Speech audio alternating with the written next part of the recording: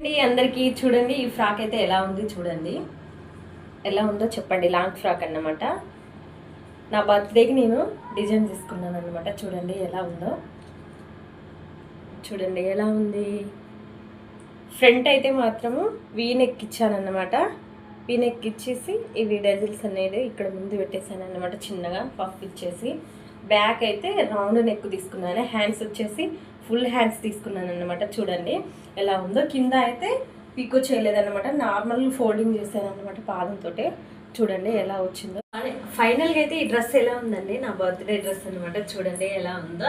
Hands అయితే full stitching చేసుకున్నాను. చూడండి ముందైతే ఇలా వీనెక్ అన్నాను కదా, ఇలా వచ్చిందనమాట. బ్యాక్ అయితే చూడండి ఇలా రౌండ్ వచ్చేసింది. చూడండి ఫ్రాక్ ఎలా ఉందో. చూడండి ఫైనల్ అయితే లుక్ ఇలా ఉందన్నమాట. ఫ్రాక్ అయితే చూసేయండి. చూడండి ఇలా ఉందన్నమాట.